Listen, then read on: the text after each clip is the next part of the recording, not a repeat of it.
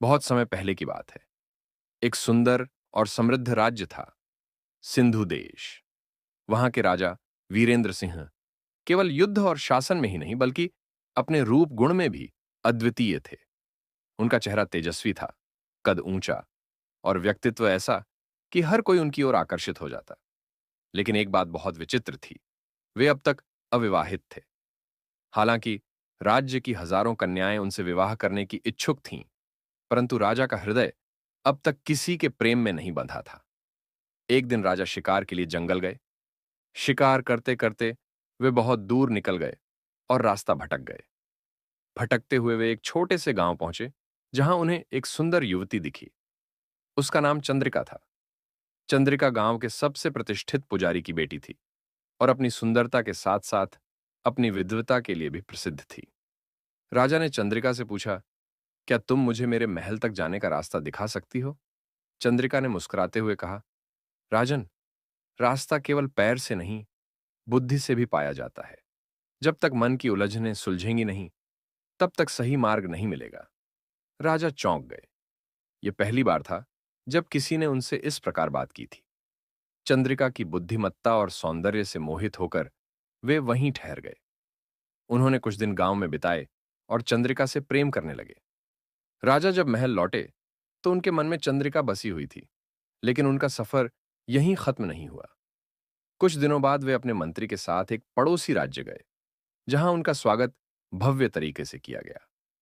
वहां की राजकुमारी रूपलता अद्वितीय सुंदरता की धनी थी। उसकी आंखें बड़ी और काली थीं, बाल रेशमी और चाल ऐसी कि जैसे अप्सरा धरती पर उतर आई हो। रूपलता नृत्य और संगीत में निपुण थी। जब उसने दरबार में नृत्य किया तो राजा की नजरें उसी पर टिक गईं। नृत्य समाप्त होने के बाद राजा ने रूपलता से पूछा, क्या तुम सदा ऐसे ही नृत्य करती हो? रूपलता मुस्कुराई और बोली, नृत्य केवल पैरों का नहीं, आत्मा का भी होता है। जब हृदय प्रेम से भरा हो, तब नृत्य में जादू आ जाता है। राजा को लगा कि उन्होंने एक और अनमोल रत्न पा लिया। अब उनका मन चंद्रिका और रूपलता दोनों में बट गया। राजा का राज्य समुद्र के किनारे था। एक दिन वे समुद्र तट पर टहल रहे थे, जब उन्होंने देखा कि एक लड़की मछुआरों के साथ काम कर रही थी। उसका नाम सुलोचना था। वह साधारण वेशभूषा में थी, लेकिन उसका आत्मविश्वास और तेजस्विता किसी भी रानी से कम नहीं थी। राजा ने उससे पूछा, तुम इतनी मेहनत क्यों करती हो? सुलोचना हंसकर बोली, क्योंकि मेहनत से ही जीवन संवरता है। समुद्र लहरें भेजता है, पर मैं मोती चुनती हूं। जीवन भी हमें कठिनाइयां देता है, पर हम उसमें से सुख चुन सकते हैं। राजा उसकी हिम्मत और दृष्टिकोण से प्रभावित हुए।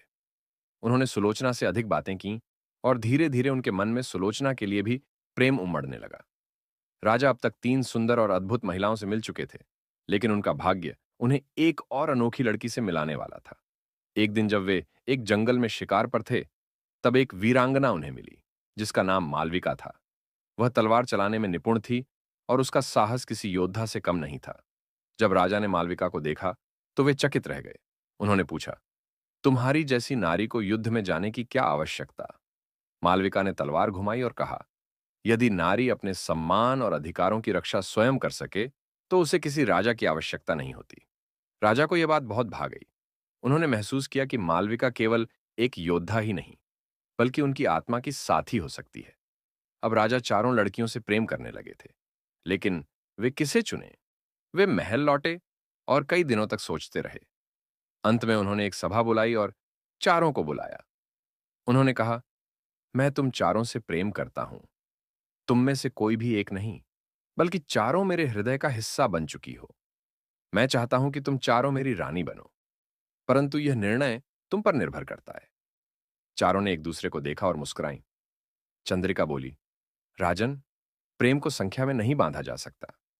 यदि आपका हृदय हम चारों में विभाजित है, तो हम भी आपके प्रेम को स्वीकार करते हैं। रूपलता, सुलोचना और मालविका ने भी सहमति जताई। इस प्रकार राजा वीरेंद्र सिंह ने चारों को अपनी रानियां बनाया और उनके साथ सुखी जीवन बिताया। चारों रानियों के गुणों से राज्य और अधिक समृद्ध हुआ। चंद्रिका ने राज्य में शिक्षा और ज्ञान का विकास किया। रूपलता ने कला और संस्कृति को बढ़ावा दिया। सुलोचना ने समुद्री व्यापार को बढ़ाया और मालविका ने सेना को सशक्त बनाया। राजा वीरेंद्र सिंह और उनकी चारों रानियां चंद्रिका, रूपलता, सुलोचना और मालविका अब महल में थीं। चारों अपनी विशेषताओं से महल को और अधिक भव्य और समृद्ध बना रही थीं।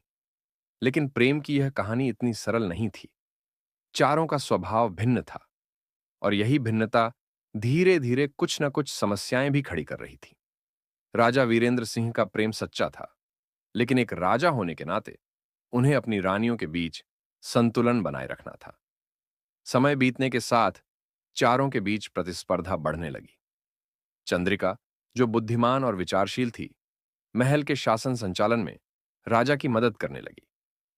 इससे अन्य रानियों को लगा कि राजा उसे अधिक महत्व देते हैं। रूपलता, जो नृत्य और संगीत में निपुण थी, राजा का ध्यान आकर्षित करने के लिए महल में सुंदर काव्य संध्याओं और नृत्य कार्यक्रमों का आयोजन करने लगी। लेकिन सुलोचना और मालविका को यह लगा कि वह केवल अपनी सुंदरता के बल पर राजा का प्रेम जीतने का प्रयास कर रही है।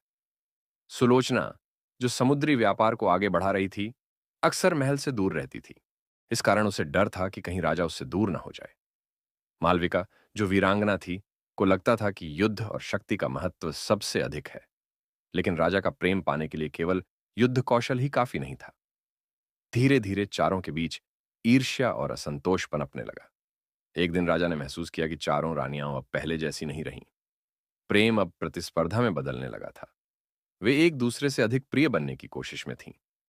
राजा को चिंता हुई कि अगर यह स्थिति बनी रही तो उनका प्रेम बिखर जाएगा। राजा ने एक योजना बनाई। उन्होंने चारों को बुलाया और कहा, मैं चाहता हूं कि तुम चारों एक परीक्षा में भाग लो। जो इस परीक्षा को सफलतापूर्वक पूरा करेगी, वह मेरी सबसे प्रिय रानी बनेगी। चारों ने आश्चर्य से राजा को देखा। वे जानना चाहती थीं कि यह परीक्षा क्या थी। राजा ने कहा, तुम्हें राज्य से दूर जाकर एक एक वर्ष तक अपने कौशल और धैर्य की परीक्षा देनी होगी। जब तुम लौटोगी, तब मैं तय करूंगा कि कौन सबसे अधिक योग्य है। चारों के लिए यह बहुत कठिन निर्णय था। वे राजा से दूर नहीं रहना चाहती थीं, लेकिन उन्होंने राजा के निर्णय को स्वीकार किया। चंद्रिका जंगलों में चली गई और वहां अर्षियों और संतों से ज्ञान अर्जित करने लगी। उन्होंने धर्म, राजनीति, खगोल विज्ञान और चिकित्सा की गहरी समझ प्राप्त की। वह जानना चाहती थी कि एक सच्चा शासक कैसा होना चाहिए। रूपलता ने दूरस्थ देशों की यात्रा की, जहां उसने विभिन्न कलाओं को सीखा। उसने सीखा कि केवल बाहरी सौंदर्य ही नहीं, बल्कि आंतरिक सौंदर्य भी महत्वपूर्ण होता है। वहां के लोगों ने उसे सिखाया कि प्रेम बलिदान मांगता है और केवल आकर्षण से प्रेम नहीं टिकता। सुलोचना समुद्री व्यापार के लिए नए देशों में गई। वहां उसे कई कठिनाइयां झेलनी पड़ी। तूफान, डाकुओं का हमला, धन की हानि। लेकिन उसने हार नहीं मानी। उसने सीखा कि एक सच्चा प्रेमी वही होता है जो हर कठिनाई में अपने प्रेम को याद रखे और अपने कर्तव्य से पीछे न हटे। मालविका एक राज्य की सेना में शामिल हो गई। उसने पुरुष सैनिकों के साथ युद्ध किया और दिखाया कि नारी भी युद्ध भूमि में किसी से कम नहीं होती। लेकिन उसने यह भी सीखा कि केवल ताकत ही सब कुछ नहीं होती। शांति और प्रेम भी उतने ही महत्वपूर्ण हैं। एक वर्ष बाद चारों रानियां महल लौटीं। वे पहले से अधिक परिपक्व और समझदार हो चुकी थीं। अब वे प्रतिस्पर्धा की भावना से मुक्त थीं और सच्चे प्रेम का अर्थ समझ चुकी थीं। अब बताओ, तुम में से कौन सबसे योग्य है? चारों ने एक दूसरे की ओर देखा और मुस्कुराईं। चंद्रिका बोली, राजन, हमने समझ लिया कि प्रेम प्रतियोगिता नहीं, बल्कि समर्पण है। रूपलता ने कहा, सौंदर्य केवल शरीर का नहीं, आत्मा का भी होता है। सुलोचना ने कहा, कर्तव्य और प्रेम साथ चलते हैं और प्रेम में त्याग आवश्यक होता है। मालविका ने कहा, साहस केवल युद्ध जीतने में नहीं, बल्कि प्रेम को सहेजने में भी होता है। राजा यह सुनकर प्रसन्न हो गए। उन्होंने घोषणा की, तुम चारों ही योग्य हो। मैं तुमसे समान रूप से प्रेम करता हूं और हमारा राज्य तभी महान बनेगा जब तुम चारों मेरे साथ रहोगी। इसके बाद राजा और चारों रानियों ने एकजुट होकर राज्य को और अधिक समृद्ध बनाया। इस परीक्षा ने चारों को एक कर दिया। अब उनके बीच न तो ईर्ष्या थी, न ही प्रतिस्पर्धा। वे जान चुकी थीं कि प्रेम किसी एक को चुनने का विषय नहीं, बल्कि साथ निभाने का संकल्प होता है। राजा वीरेंद्र सिंह और उनकी चारों रानियां मिलकर वर्षों तक राज्य पर शासन करती रहीं और उनके प्रेम की कहानी इतिहास में अमर हो गई। इस प्रकार प्रेम की यह अनोखी गाथा, प्रेम, समर्पण और समझदारी की एक मिसाल बन गई।